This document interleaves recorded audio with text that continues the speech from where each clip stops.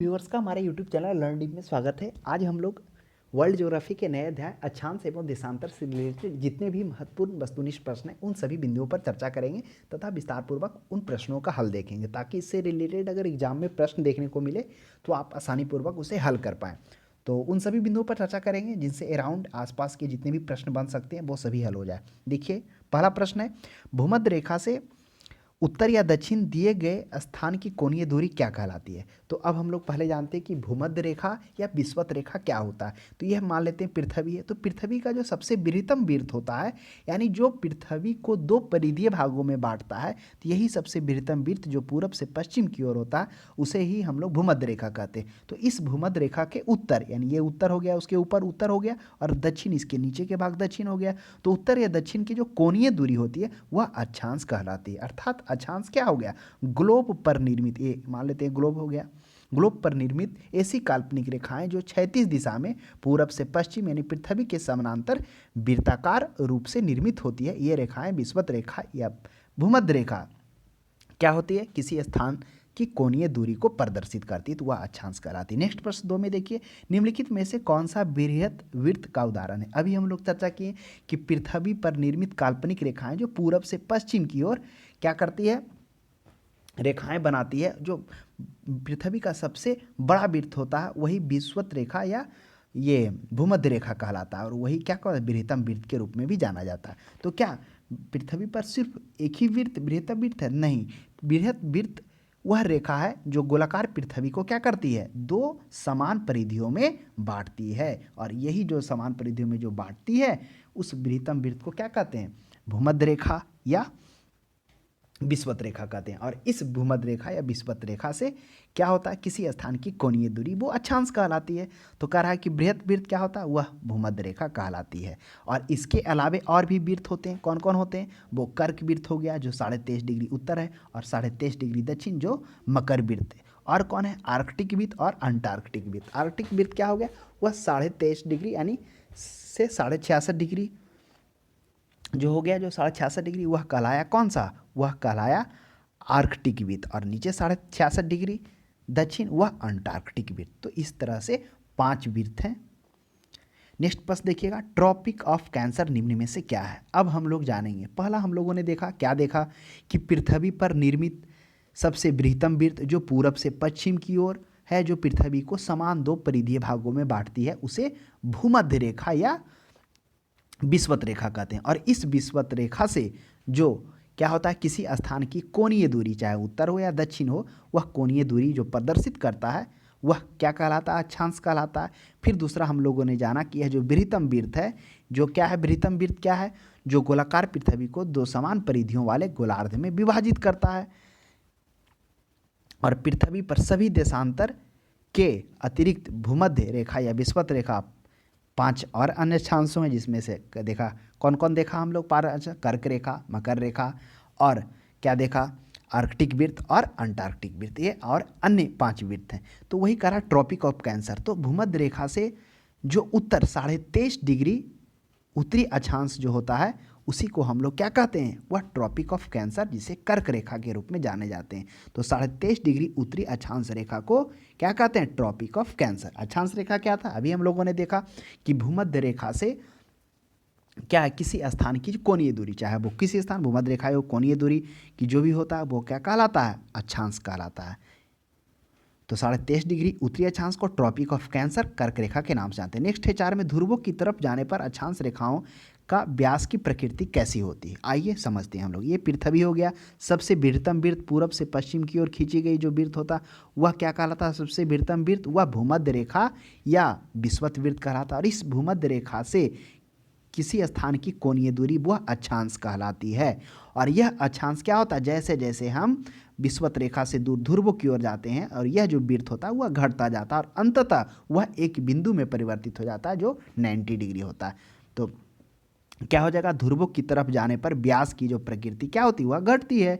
अब सबसे वृहत्तम वृत्त क्या हो गया, बीच में हो गया, और यही बीच में जो हुआ वह पृथ्वी को दो बराबर भागों में बांटा, जो विषुवत या भूमध्य, विषुवत वृत्त या भूमध्य भूमध्य रेखा कहलाया।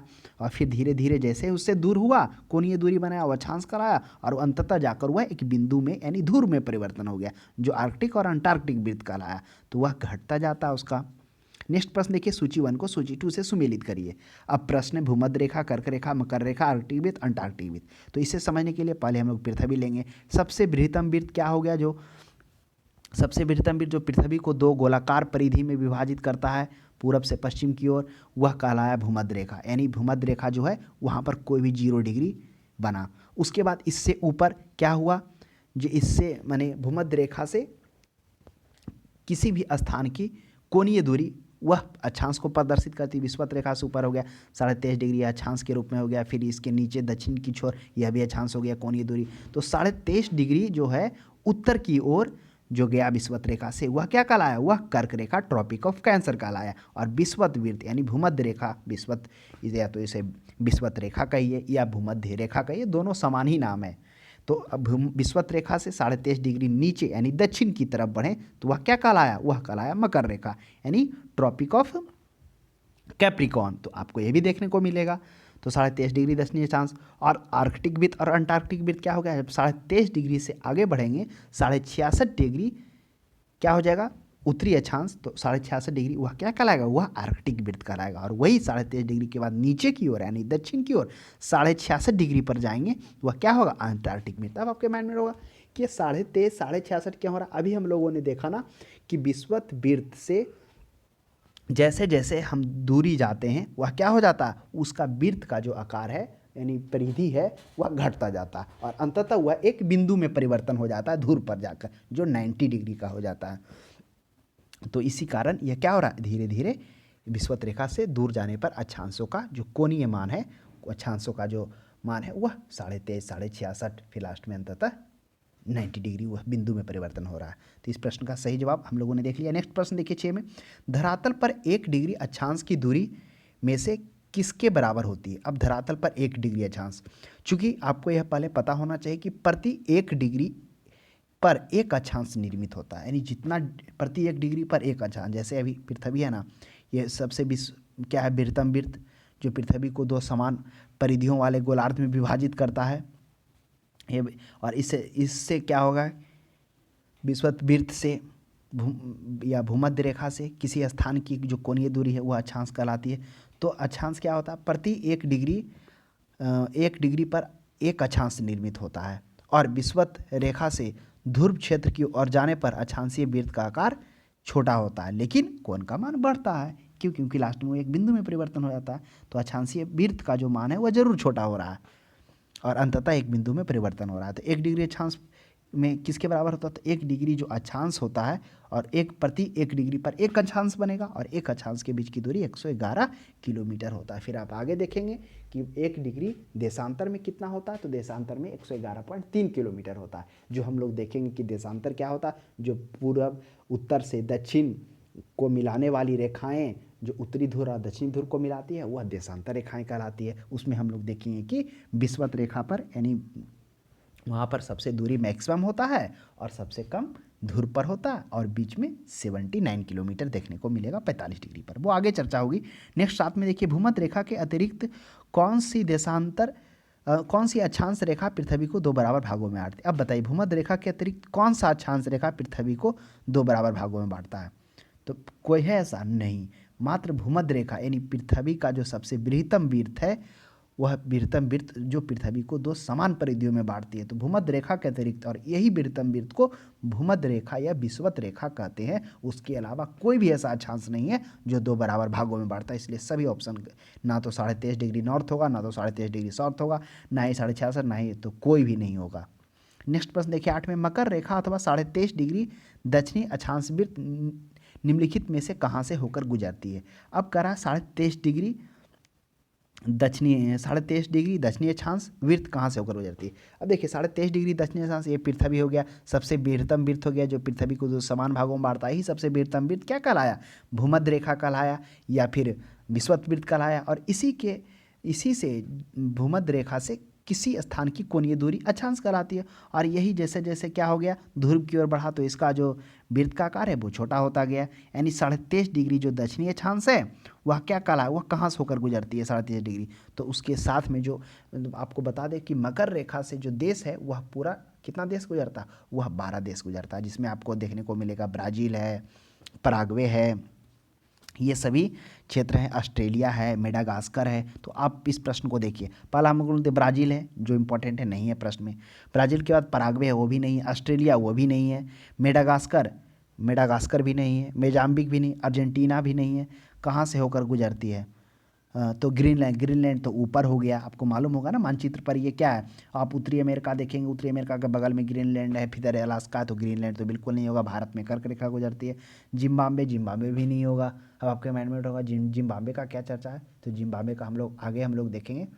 उसके बाद मालागासी, वही मेडागास्कर को मालागासी कहा गया, तो क्या हो जाएगा मेडागास्कर, यानी मकर रेखा यहाँ से होकर गुजरती है।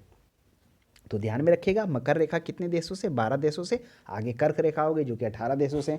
फिर विषुवत रेखा की भी चर्चा होगी, कौन कौन से देश से गुजरती है। नेक्स्ट 9 में देखिए, वह काल्पनिक रेखा जो पृथ्वी को 2 बराबर भागों में बांटती है क्या कहलाती है। अभी हम लोग चर्चा किए, बहुत अच्छा से इसके बारे में पढ़ें कि पृथ्वी का वह सबसे बृहत्तम वृत्त जो पूरब से पश्चिम की ओर सबसे बृहत्तम वृत्त है, जो पृथ्वी को 2 बराबर समान परिधियों में विभाजित करता है, समान परिधियों या समान गोलार्ध में विभाजित करता है, वह भूमध्य रेखा या विषुवत रेखा कहलाता है, 0 डिग्री। तो ऑप्शन नंबर 1 हो जाएगा इस प्रश्न का सही जवाब, क्या हो जाएगा भूमध्य रेखा हो जाएगा। नेक्स्ट प्रश्न 10 में देखिए, 10 में करा अक्षांश पर भूमध्य रेखा के उत्तर या दक्षिण एक बिंदु की कोणीय दूरी है, क्या है। तो अक्षांश भूपृष्ठ पर भूमध्य रेखा, अब पहले थोड़ा सा फिगर पाते हैं। ये हो गया सबसे बृहत्तम वृत्त हो गया जो पृथ्वी को दो समान परिधियों में विभाजित करता है, और यही बृहत्तम वृत्त भूमध्य रेखा या विषुवत रेखा कहलाता है। तो अक्षांश भूपृष्ठ पर भूमध्य रेखा के उत्तर, तो भूमध्य रेखा के उत्तर आ जाइए, या दक्षिण भी कह रहा है, एक बिंदु की कोणीय दूरी है जो क्या है पृथ्वी के केंद्र से मापी जाती है, भूमध्य रेखा से मापी जाती है। अक्षांश भूपृष्ठ पर, तो अक्षांश भूपृष्ठ पर भूमध्य रेखा के उत्तर या दक्षिण कोणीय दूरी कहाँ से नापी जाती है, भूमध्य रेखा से मापी जाती है, और वह अक्षांश कहलाती है। तो ऑप्शन नंबर बी हो जाएगा इस प्रश्न का सही जवाब। तो अगर कॉन्सेप्ट आप पढ़ लिए हो तो क्वेश्चंस कैसे भी घुमा के पूछे वो आप कभी नहीं उसका आंसर आप गलत दे पाएंगे।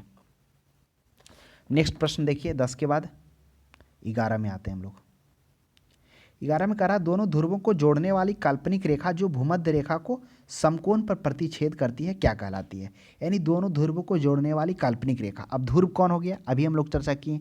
पहला चर्चा क्या किए कि पृथ्वी का सबसे बृहत्तम वृत्त पूरब से पश्चिम की ओर, जो यह बृहत्तम वृत्त है पृथ्वी को 2 समान परिधियों वाले गोलार्ध में विभाजित करता है, और जैसे जैसे भूमध्य रेखा से यानी कि बृहत्तम वृत्त से दूर होते हैं उसके क्या होता है, वृत्त का परिधि है घटता जाता है, और अंततः वह एक बिंदु में परिवर्तन हो जाता है जो 90 डिग्री अक्षांश कहलाता है। तो यह जो दोनों वह अंततः बिंदु में परिवर्तन होकर वह ध्रुव कहलाता है। यह उत्तरी ध्रुव हो गया और यह दक्षिणी ध्रुव हो गया। तो कह उत्तरी ध्रुव यानी इस तरह से उत्तरी ध्रुव और दक्षिणी ध्रुव को जोड़ने वाली रेखाओं को क्या कहते हैं, तो वह और भूमध्य रेखा को समकोण पर प्रतिच्छेद करती है। भूमध्य रेखा को समकोण पर वह देशांतर रेखाएं कहलाती है।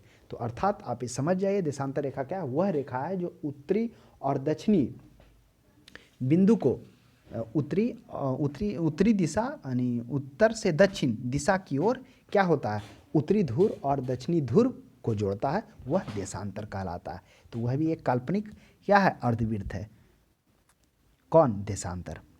तो यह प्रश्न का सही जवाब हो जाएगा ऑप्शन नंबर बी हो जाएगा, देशांतर हो जाएगा। नेक्स्ट प्रश्न देखिएगा 12 में, 2 देशांतरों के बीच की दूरी निम्न में से किस नाम से जानी जाती है। तो 2 देशांतरों के बीच की दूरी को, जो 2 देशांतर जैसे ए हो गया ना, ग्लोब हो गया, ये उत्तरी ध्रुव दक्षिणी ध्रुव, तो इस तरह से अभी हम लोगों ने देशांतर क्या था, देशांतर हम लोगों ने देखा जो उत्तर से दक्षिण की ओर उत्तरी ध्रुव और दक्षिणी ध्रुव को जोड़ता है, वह अक्षांश कहलाता है। तो 2 देशांतरों के बीच की दूरी, 2 अक्षांशों के बीच की दूरी 111 किलोमीटर था। अब कह रहा 2 देशांतरों के बीच की दूरी को हम किस नाम से जानते हैं, तो वह हो जाएगा गोरे, तो ध्यान में रखिएगा इस प्रश्न का सही जवाब। और उनके बीच की जो मैक्सिमम दूरी होती है देशांतर की, वो कहाँ पर होती है? वह होती है भूमध्य रेखा पर। तो भूमध्य रेखा पर यह जो दूरी अधिकतम होती है, यानी विषुवत रेखा पर, विषुवत वृत्त पर, विषुवत वृत्त कहिए, विषुवत रेखा कहिए, वही हुआ ना, रेखा वही कला है, वृत्त भी वही कला है, क्योंकि वृत्तम वृत्त है, वह 111.3 किलोमीटर होता है। और सबसे न्यूनतम दूरी कितना होता है? वह होता है ध्रुवों पर होता है, यानी 0 डिग्री होता है ध्रुव पर। मध्य में 45 डिग्री पर कितना होता है? 79 किलोमीटर। यह भी ध्यान में रखिएगा। नेक्स्ट प्रश्न देखिए 13 में, एक देशांतर से दूसरे देशांतर के बीच कितना समय अंतराल होता है? अब एक देशांतर से दूसरे देशांतर के बीच समय का अंतराल कितना होता है? अब समझिए परिस्थिति को।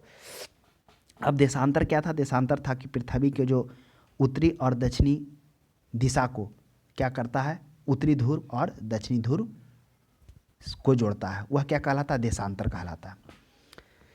देशांतर कहलाता है। ये देशांतर सदैव अक्षांशों को लंबवत निर्मित होते हैं। ये जो देशांतर होते हैं सदैव अक्षांशों के लंबवत होते हैं, यानी इस तरह से अक्षांश इस तरह से क्या है? क्षैतिज है, लेकिन अक्षांश लंबवत है। तो अभी हम लोगों ने पहले अध्याय में देखा था कि पृथ्वी अपने अक्ष पर घूमती है कब? 360 डिग्री, यानी जब अपने अक्ष पर एक बार घूमेगी तो 360 डिग्री का चक्कर पूरा करेगी, यानी एक वृत्त पूरा करेगी एक बार में। तो वह था 23 घंटा 56 मिनट 4.9 सेकेंड में, अर्थात 24 घंटा में।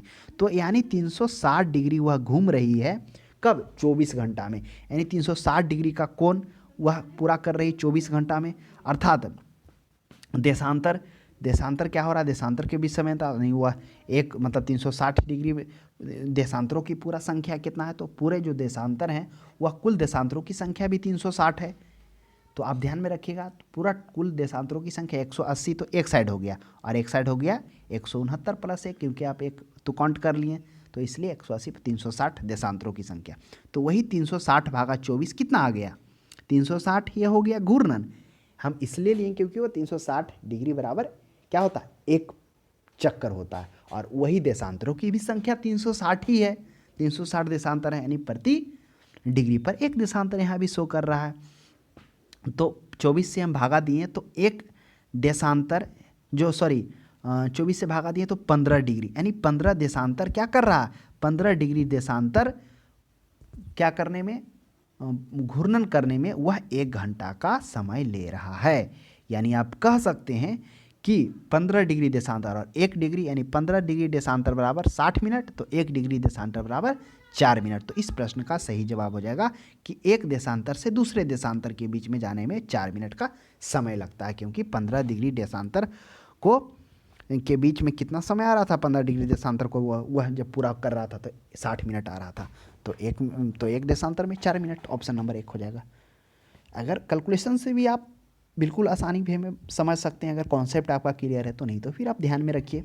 नेक्स्ट 14 में, वह अक्षांश रेखा जिस पर सदैव दिन रात की अवधि बराबर होती है वह भूमध्य रेखा होती है। क्यों भूमध्य रेखा पर सदैव दिन रात बराबर होती है? क्योंकि इस पर सूर्य की किरणें सीधी पड़ती है। सूर्य की किरणें सीधी पड़ने के कारण क्या होती है? यहाँ पर दिन एवं रात बराबर देखने को मिलता है। तो एक और स्थिति था 21 मार्च और 23 सितंबर। 21 मार्च 23 सितंबर को क्या हो रहा था? पूरे पृथ्वी पर, ना कि सिर्फ भूमध्य रेखा पर।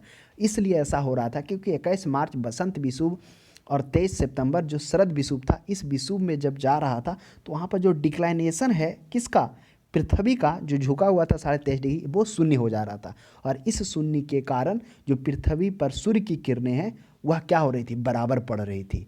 यानी डिक्लाइनेशन शून्य होने के कारण इस पर पृथ्वी पर दिन एवं रात पूरे बराबर देखने को मिला। तो वह भी प्रश्न वही से रिलेटेड है, लेकिन भूमध्य रेखा की स्पेशल बात कर रही है। तो वहाँ भूमध्य रेखा पर तो सूर्य की किरणें लंबवत होती है, इसके कारण वहाँ पर दिन रात ज़्यादा बराबर देखने को मिलते हैं। नेक्स्ट प्रश्न देखिए 15 में, पृथ्वी पर सबसे उच्चतम तापक्रम रिकॉर्ड किए गए हैं। कहाँ रिकॉर्ड किए गए? स्वाभाविक सी बात है, जहाँ पर सूर्य की किरणें सबसे लंबवत पड़ेगी वहाँ पर भूमध्य रेखा पर, तो भूमध्य रेखा हो जाएगा। इसी के कारण तो वहाँ पर दिन रात बराबर देखने को मिलते हैं। 16 में देखिए, निम्नलिखित में से कौन सा कथन असत्य है? अब असत्य पूछ रहा है। देशांतरों की कुल संख्या 180, गलत। अभी हम लोगों ने देखा देशांतरों की कुल संख्या 360 है, जिसमें से इस तरह से ये देशांतर हो गया ना, जो उत्तर से दक्षिण दिशा की ओर क्या करता है? उत्तरी ध्रुव और दक्षिणी ध्रुव को जोड़ता है, वो देशांतर कहलाता है। तो एक हो गया, एक साइड से 180 हो गया, प्लस 1 हो गया और प्लस 179, तो इस तरह से क्या हो गया? टोटल 360 देशांतर हो गया। तो ऑप्शन 1 गलत हो गया। 2 में आ जाइए, किसी भी स्थान की ग्रीनविच रेखा को से कोणीय दूरी को उस स्थान का देशांतर कहा जाता है। किसी भी स्थान की ग्रीनविच रेखा से कोणीय दूरी को, अब पहले समझिए ग्रीनविच क्या होता है। ये ग्रीनविच क्या है, इसे समझ गए तो इस प्रश्न का हल सही आप दे पाएंगे। ग्रीनविच क्या है कि जो हम लोगों ने देखा कि जो पृथ्वी पर उत्तर से दक्षिण की ओर उत्तरी ध्रुव और दक्षिणी ध्रुव को जोड़ता है उसे देशांतर कहते हैं। तो जो 0 डिग्री देशांतर है, यानी जो बीच से आ रहा है, एकदम बीच से, है ना, क्योंकि एक परिस्थिति ऐसा भी आएगा जो बीच से आएगा जहाँ पर क्या होगा, झुकाव नहीं होगा। तो जो बीच से आएगा, जो 0 डिग्री देशांतर होगा, यानी बीचों बीच का जो रेखा होगा जो उत्तर से दक्षिण की ओर उत्तरी ध्रुव और दक्षिणी ध्रुव को जोड़ेगा, वह 0 डिग्री देशांतर इंग्लैंड का राजधानी लंदन है। और उस लंदन के समीप में एक स्थान है ग्रीनविच नामक। तो ये स्थान है ग्रीनविच, ग्रीनविच रेखा का नाम स्थान पर पड़ा है, तो वो लंदन।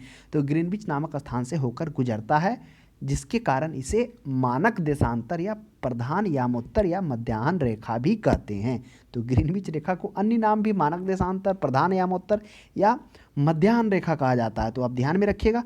तो यह जो है इस तरह से पृथ्वी हो गया, यहाँ से गुजरा, उत्तर से दक्षिण की ओर मिलाने वाली उत्तरी ध्रुव और दक्षिणी ध्रुव को ग्रीनविच रेखा कहें। और इससे कोणीय दूरी को उस स्थान का, हाँ, इससे कोणीय दूरी पर जो भी बना, इससे कोणीय दूरी पर जो भी बना उस स्थान के कोणीय दूरी को देशांतर कहते हैं। यह बिल्कुल सही है, ऑप्शन नंबर बी। देशांतरों के बीच की दूरी विषुवत रेखा पर अधिकतम और ध्रुवों पर न्यूनतम होती। बिल्कुल सही बात है कि जो देशांतर है, जिस तरह से ये पृथ्वी हुआ, ये 0 डिग्री देशांतर हो गया, यहाँ से उत्तर से दक्षिण की ओर, उत्तर से दक्षिण की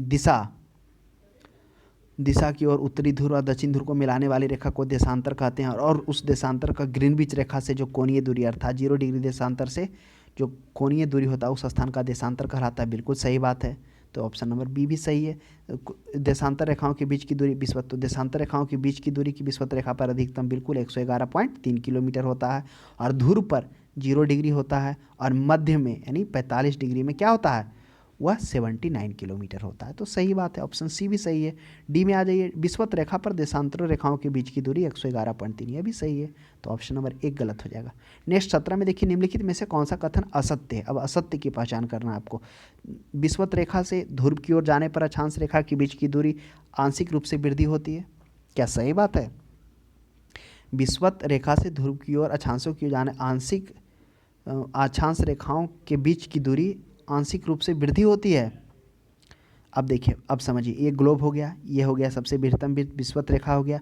ध्रुव की ओर जाने पर अक्षांश के रेखाओं के बीच की दूरी, अक्षांश के जो रेखा बीच की दूरी क्या होता है, वृद्धि करता है? बिल्कुल नहीं, क्योंकि अक्षांश की जो रेखा होती है वह अंततः जाकर क्या हो जाती है, एक बिंदु में परिवर्तन हो जाती है ना। तो क्या हो जाएगा, अक्षांश रेखाओं के बीच की दूरी आंशिक रूप से क्या होती है, वृद्धि करती है। चलिए, ध्रुवों की ओर जाने पर अक्षांश रेखाओं के बीच की दूरी आंशिक रूप से वृद्धि करती है। हाँ, वृद्धि इसलिए कर रहा है ना, देखिए कर रहा है अक्षांश रेखाओं के बीच की दूरी, क्योंकि यहाँ पर 23.5 था, लास्ट में अंततः जाकर एक बिंदु में परिवर्तन हो जाता। और तो जैसे ही विषुवत रेखा से ध्रुव की ओर जाएंगे तो अक्षांशों के बीच की दूरी क्या हो जाएगा, बढ़ेगा ही बढ़ेगा ना। तो जाने पर अक्षांश रेखाओं के बीच की दूरी बढ़ता बिल्कुल है। किसी भी स्थान के प्रधान, दूसरा में, किसी भी स्थान के प्रधान यामोत्तर से कोणीय दूरी उस स्थान का अक्षांश कहलाता है। अब देखिए, प्रधान यामोत्तर, अब आप समझिए प्रधान यामोत्तर क्या था। प्रधान यामोत्तर था, वह था देशांतर, यानी 0 डिग्री देशांतर। वह इंग्लैंड की राजधानी लंदन से गुजर रहा था। जो लंदन के जिस स्थान से गुजर रहा था वह स्थान ग्रीनविच था, जिसे ग्रीनविच के नाम से भी जाना जाता था, और जिसे मानक या यामोत्तर या मध्याह्न रेखा कहते थे। तो ये हो गया यामोत्तर। तो बताइए, यामोत्तर रेखा के कोणीय दूरी को अक्षांश कहते थे? बिल्कुल गलत बात है। वह अक्षांश क्या कहलाता था, वह बृहत्तम वृत्त से, यानी विषुवत रेखा से किसी स्थान की कोणीय दूरी को वह अक्षांश कहलाता था। तो ऑप्शन नंबर बी तो बिल्कुल गलत है, इसलिए बी गलत हो जाएगा। और सी में विषुवत रेखा एक विषुवत बृहत वृत्त, बिल्कुल सही बात है कि जो विषुवत रेखा क्या है, कौन कहलाता है, यह पृथ्वी पर सबसे बाह्यतम वृत्त जो पृथ्वी को 2 समान गोलार्धों में विभाजित करता है। सभी देशांतर रेखाएं बृहत्तम वृत्त है, तो सभी देशांतर रेखाएं क्या है, हाँ बिल्कुल सही बात है, जितने भी सभी देशांतर रेखाएं वो सभी क्या है, बृहत्तम वृत्त है। तो ऑप्शन नंबर क्या हो जाएगा, बी इसका गलत हो जाएगा और ए सही है। नेक्स्ट 18 में देखिए, 2 अक्षांश रेखाओं के बीच की दूरी, अभी चर्चा की है कि 2 अक्षांशों की, अक्षांश क्या था, वह पृथ्वी का सबसे बाह्यतम वृत्त, पृथ्वी का सबसे बाह्यतम वृत्त जो क्या कहलाता था, भूमध्य रेखा या विषुवत रेखा कहलाता था, जो पृथ्वी को 2 समान परिधियों में क्या कर रहा था, दो समान परिधि या दो समान गोलार्ध में कहिए, है ना, तो परिधि से ज़्यादा कहना अच्छा है। गोलार्ध में, गोलार्ध होता है जो अर्धगोले होता है। तो भूमध्य रेखा सबसे बाह्यतम वृत्त है, वह पृथ्वी को दो समान परिधियों वाले गोलार्धों में विभाजित करता है। और उन्हीं से क्या होता है, विषुवत रेखा से किसी स्थान की कोणीय दूरी ही अक्षांश कहलाती थी। अक्षांशों के बीच की दूरी 111, देशांतर के 111। 1 डिग्री देशांतर में सर्वाधिक दूरी कहाँ पर होती थी, वह विषुवत रेखा पर थी। कितना, 111.3। सबसे न्यूनतम कहाँ था, ध्रुवों पर 0 डिग्री, और मिनिमम कहाँ था, 45 डिग्री पर 79 किलोमीटर। नेक्स्ट देखिए, कुल अक्षांशों की संख्या कितनी है। अब अक्षांश का रहा, तो कुल अक्षांशों की बात की जाए तो 179। क्यों, अब देखिए सबसे वृहत्तम वृत्त हो गया कौन, बाह्यम वृत्त, बाह्य विषुवत रेखा। तो यहाँ से यहाँ हो गया 90 हो गया, और एक तो एक काउंट हो ही गया तो 89 हो गया, तो 9 8 17 हो गया, तो 179 ऑप्शन नंबर सी हो गया। क्योंकि एक बार तो विषुवत वृत्त काउंट हो गया ना, इसलिए 179 हुआ। अब 21 में देखिए, देशांतरों की संख्या कितनी है। अब देशांतर हो गया, अभी हम लोग को देखा था अक्षांश, अब देशांतर ये हो गया, यानी उत्तर से दक्षिण की ओर उत्तरी ध्रुव और दक्षिणी ध्रुव को जो मिलाता है या जोड़ता है वो देशांतर कहलाता है। तो जो देशांतर जो होता है सबसे 0 डिग्री देशांतर जो क्या होता है, ग्रीनविच रेखा या प्रधान मध्याह्न रेखा या मानक देशांतर भी कहलाता है। देशांतरों की कुल संख्या इधर हो गया 180, इधर हो गया, अब इधर से एक ले लीजिए, फिर 179 नहीं, टोटल कितना है, 360 देशांतरों की संख्या है। विषुवत रेखा के समांतर कल्पित रेखाएं क्या कहलाती है। अब कह रहा है विषुवत रेखा, विषुवत रेखा कौन है, पृथ्वी का सबसे बाह्यतम वृत्त, जो पृथ्वी को दो समान परिधियों में विभाजित करता है, दो समान परिधि वाले गोलार्ध में विभाजित करता है। तो यही वृहत्तम वृत्त विषुवत रेखा कहलाता है। समांतर कल्पित रेखाएं, इसके समांतर जो कल्पित रेखाएं होती है वह क्या कहलाती है, अक्षांश रेखाएं कहलाती है। नेक्स्ट, पृथ्वी के उत्तरी ध्रुव और दक्षिणी ध्रुव को मिलाने वाली रेखा क्या कहलाती है। अभी हम लोग चर्चा किए थे, ये पृथ्वी हो गया, ये उत्तरी ध्रुव हो गया, दक्षिणी ध्रुव हो गया। उत्तर से दक्षिण की ओर उत्तरी ध्रुव और दक्षिणी ध्रुव को मिलाने वाली रेखा को देशांतर रेखाएं कहते हैं। और एक बीच से भी मिलाएगा जो 0 डिग्री देशांतर होगा, यानी 0 डिग्री कोई भी कोण नहीं बनेगा, ये पैरेलल होगा, तो यह देशांतर रेखाएं कहलाती है। प्रधान मध्याह्न रेखा किस रेखा से होकर गुजरती है, प्रधान मध्याह्न रेखा किसे कहते थे, इसे हम लोग समझेंगे क्या है। अभी हम लोगों ने देशांतर क्या था, जो उत्तर से दक्षिण की ओर उत्तरी ध्रुव और दक्षिणी ध्रुव को मिलाने वाली रेखा को क्या कहते थे, देशांतर कहते थे। और इस देशांतर में से एक क्या था, जो बीच से गुजर रहा था, जो 0 डिग्री देशांतर कहला रहा था। और इस 0 डिग्री देशांतर वह इंग्लैंड की राजधानी लंदन से होकर गुजर रही थी, और लंदन में जिस जगह से होकर गुजर रही थी वह जगह का नाम, वह समीप स्थित का नाम ग्रीनविच था। इसलिए प्रधान मध्याह्न रेखा को ग्रीनविच रेखा भी कहते हैं, या मानक देशांतर या प्रधान यामोत्तर रेखा भी कहते हैं। तो ध्यान में रखिएगा, प्रधान यामोत्तर रेखा, मानक देशांतर या मध्याह्न रेखा या ग्रीनविच रेखा, सभी इसी का नाम है। नेक्स्ट प्रश्न देखिए, ग्रीनविच रेखा से तात्पर्य क्या है, 0 डिग्री देशांतर से तात्पर्य है। यह जो 0 डिग्री देशांतर है यानी मध्य, जो उत्तर से दक्षिण की ओर मिलाने वाली उत्तरी और दक्षिणी ध्रुव की रेखा को 0 डिग्री कहते हैं। नेक्स्ट, मकर रेखा निम्न में से किस देश से होकर गुजरती। अभी हम लोग देखे थे मकर रेखा, मकर रेखा की चर्चा पहले भी हुई है। मकर रेखा जो मुख्यतः कितने देशों से होकर गुजरती है, 12 देशों से होकर गुजरती है। कर्क रेखा 18 देशों से। तो मकर रेखा किन देश से होकर नहीं गुजरती है, अब देखिए, पहला मकर रेखा जो ब्राज़ील से गुजरता, पराग्वे से, अर्जेंटीना से, चिली से, और क्या है, फिलीपींस शायद नहीं है। और देखिए दक्षिणी अफ्रीका से होकर गुजरता है, तो तीनों से होकर गुजरता है, लेकिन फिलीपींस से नहीं गुजरता है। महत्वपूर्ण स्थान कौन कौन है, Brazil, Paraguay, Argentina, Chile, Australia, Madagascar और मोजाम्बिक, ये ध्यान में रखिएगा, ये प्रश्न देखने को मिल जाता है। 27 में, पृथ्वी 1 घंटे में कितना देशांतर घूम लेती है। तो पृथ्वी 1 घंटे में कितना देशांतर घूम लेती है, तो अभी हम लोगों ने देखा था कि पृथ्वी 1 घंटे में जो 360 से भागा दिए थे 24 में, क्योंकि 24 घंटे में पृथ्वी एक चक्कर लगा रहा, और देशांतरों की संख्या 360 है, तो 15 डिग्री देशांतर वह 60 मिनट में यानी 1 घंटा में घूम लेता है। और एक देशांतरों के बीच की जो दूरी समय होता है वह 4 डिग्री होता है। दक्षिण ध्रुव का अक्षांश क्या है, दक्षिण ध्रुव का अक्षांश क्या है, 70 डिग्री, 80 डिग्री, 90 डिग्री और 100 डिग्री। तो इस प्रश्न का सही जवाब क्या हो जाएगा, दक्षिणी ध्रुव का अक्षांश क्या है। तो इसका हमें आप जवाब दीजिए, क्या कहना चाह रहा है प्रश्न कि दक्षिणी ध्रुव का अक्षांश मतलब। नेक्स्ट है, निम्नलिखित में से किन देशों निम्नलिखित में से किन देशों के समूह से भूमध्य रेखा गुजरती है? किन देशों के समूह से भूमध्य रेखा गुजरती है? अब देखिए, अभी हम लोगों ने देखा मकर रेखा की चर्चा किए थे। मकर रेखा कौन से स्थान से? जिसमें हम लोगों ने देखा था ब्राज़ील था, पराग्वे था, अर्जेंटीना था, चिली था और मेडागास्कर था, ऑस्ट्रेलिया था, मोजाम्बिक था, दक्षिण अफ्रीका था। ये सभी भूमध्य रेखा से ये मकर रेखा से 12 देश से गुजर रहा था। फिर कर्क रेखा भी देखा 18 देश से। भूमध्य रेखा से भी क्या होता है, ब्राज़ील एक ऐसा है ना जहाँ से, वो जगह ब्राज़ील ऐसा है जहाँ से विषुवत रेखा भी गुजर जाती है और मकर रेखा भी देखने को मिल जाता है, तो ध्यान में रखिएगा। तो क्या हो जाएगा, ब्राज़ील जाम्बिया, तो ब्राज़ील जाम्बिया तो पहले ही छट गया है ना, क्योंकि भूमध्य रेखा से ये नहीं गुजरता। ब्राज़ील क्या, ब्राज़ील चलिए ठीक है, ब्राज़ील की चर्चा हम लोग किए कि इक्वेटर से भी गुजरता है और मकर रेखा से भी गुजरता है। लेकिन मलेशिया है तो मलेशिया से भूमध्य रेखा नहीं गुजरता। कोलंबिया, केनिया, इंडोनेशिया, हाँ ये जो कोलंबिया, केनिया, इंडोनेशिया है, भूमध्य रेखा 13 देशों से होकर गुजरता है और उस 13 देशों में कोलंबिया, केनिया और इंडोनेशिया आता है। नेक्स्ट प्रश्न देखिए, निम्न में से किसका मिलान गलत है? किसका मिलान गलत है? कर्क रेखा 23.5 डिग्री उत्तरी अक्षांश बिल्कुल सही है, जिसे ट्रॉपिक ऑफ कैंसर कहते हैं। मकर रेखा ट्रॉपिक ऑफ कैप्रिकॉर्न 66 डिग्री उत्तरी नहीं हो जाएगा यार, ये 23.5 डिग्री, यही गलत मिलान है। अंतर्राष्ट्रीय दिनांक रेखा, यही इसी को ग्रीनविच रेखा भी कहते हैं, इसी को प्रधान या उत्तर रेखा भी कहते हैं, इसी को क्या कहते हैं, मध्याह्न रेखा भी कहते हैं। दक्षिणी ध्रुववृत्त बिल्कुल सही है।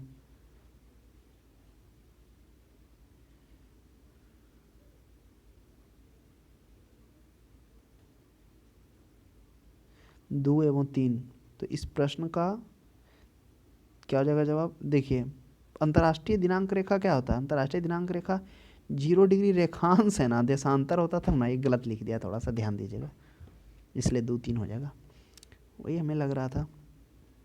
नेक्स्ट देखिएगा, 31वीं देशांतरीय दूरी 1 घंटे में समयांतराल के बराबर होती है। अभी हम निकाले थे ना कि 360 डिग्री क्या होता है, पृथ्वी अपने एक चक्कर पूरा करने में 23 घंटा 56 मिनट 4.09 सेकेंड लेता है, अर्थात 24 घंटा आप कह सकते हैं। और जो पूरा देशांतर है, देशांतर की संख्या जो है वह 360 है, यानी 24 घंटा में 360 देशांतर वो पूरा करेगा। जब एक चक्कर इस तरह से पूरा करेगा तब 360 देशांतर घूमेगा, तो एक देशांतर यानी कि 1 घंटा में कितना देशांतर, 15 डिग्री करेगा, यानी 15 देशांतर करेगा 15 डिग्री। तो देशांतरीय दूरी 1 घंटे में समयांतराल बराबर होती है कितना डिग्री के, 15 डिग्री के। नेक्स्ट प्रश्न देखिएगा, कर्क रेखा कहाँ से नहीं गुजरती है? अब देखिए कर्क रेखा, मकर रेखा हम लोगों ने देख लिया, अब कर्क रेखा देखते हैं। मकर रेखा 12 देशों से गुजरती है, अब कर्क रेखा 18 देशों से गुजरती है। कौन कौन हो गया? चीन से गुजरता है, बांग्लादेश से गुजरता है, देखिए ध्यान कर लीजिए कौन कौन से होता है। मेन भारत हो गया, म्यांमार हो गया, भारत से रिलेटेड भारत हो गया, म्यांमार हो गया, फिर ऊपर आ जाइए चीन हो गया, फिर और बांग्लादेश हो गया, ताइवान हो गया, संयुक्त अरब अमीरात हो गया, तो ये सभी हो गया। लेकिन म्यांमार जो है, म्यांमार से भी है, नेपाल है ना, नेपाल से वो नहीं गुजरता। तो इस प्रश्न का सही जवाब क्या हो जाएगा? वह हो जाएगा, सॉरी नेपाल कर्क रेखा है ना, नेपाल से गुजरता है, मिस्टेक से बोल दिया आपको, नेपाल से गुजरता है।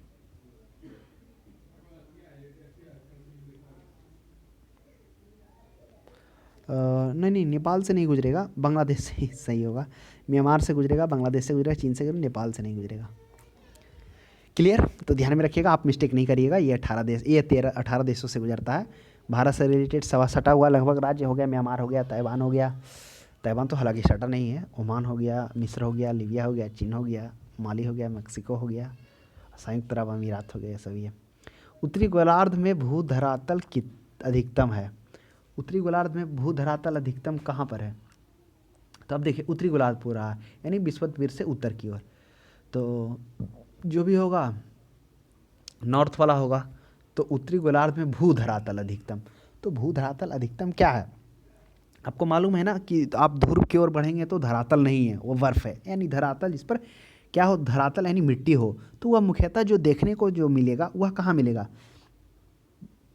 मुख्यतः धरातल 40 डिग्री नॉर्थ से 50 डिग्री नॉर्थ। काफ़ी अच्छा प्रश्न है। अब आपके माइंड में उठा हुआ 30 से 40 क्यों नहीं बोले? क्योंकि आपको मालूम है ना, पृथ्वी जो है वह जो है पूरा तो पृथ्वी से नहीं है ना, उस पर मिट्टी नहीं है ना, वो पानी से है, यानी ज़्यादातर 71% पर तो पानी ही है। तो ये जो धरातल का अधिकतम भाग है वह 40 डिग्री से नॉर्थ से, यानी आप कहिए आप कर्क रेखा से ऊपर जाएंगे तो कर्क रेखा से ऊपर जाने पर 40 डिग्री नॉर्थ से 50 डिग्री नॉर्थ के बीच यही उत्तरी गोलार्ध में भू धरातल अधिकतम है। काफ़ी अच्छा प्रश्न है, ध्यान रखिएगा, हो सकता है एग्जाम में आपको प्रश्न देखने को मिले, क्योंकि वो तो लगभग लोग जानते हैं, लेकिन ये जो चीज़ है धरातल अधिकतम कितना डिग्री के बीच उत्तरी गोलार्ध में, तो 40 डिग्री से 50 डिग्री नॉर्थ के बीच। अगर आप मानचित्र में भी देखेंगे तो ये चीज़ आपको देखने को मिलेगा। कर्क रेखा से ऊपर बढ़ेंगे 30 से 40 आएंगे, 40 और 50 के बीच में 10 डिग्री में। नेक्स्ट, मानचित्र पर स्थित अक्षांश और देशांतर रेखाओं के बीच में कौन सा कथन सही है? दोनों समांतर रेखाएं? बिल्कुल नहीं, समांतर है, अक्षांश ऐसे है और देशांतर ऐसे, ये तो बिल्कुल नहीं है।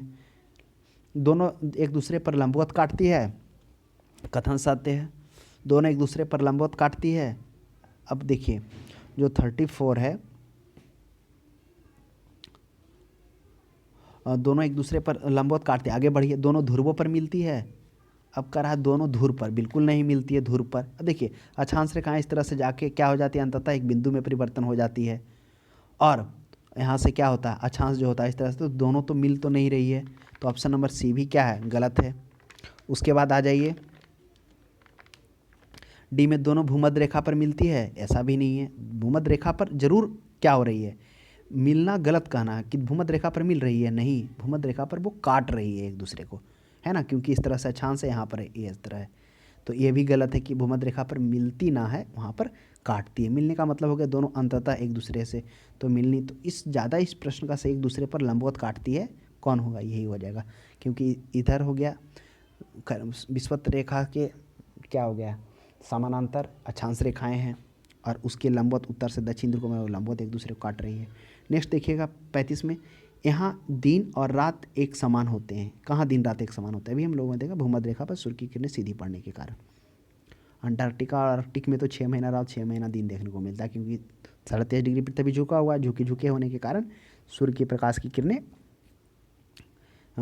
कंटिन्यू कुछ दिनों तक पड़ती है, फिर कुछ दिनों तक गायब रहती है। निम्नलिखित में से कौन सा एक भूमध्य रेखा का सर्वाधिक निकट है? अब बताइए कौन सा भूमध्य रेखा का सर्वाधिक निकट है?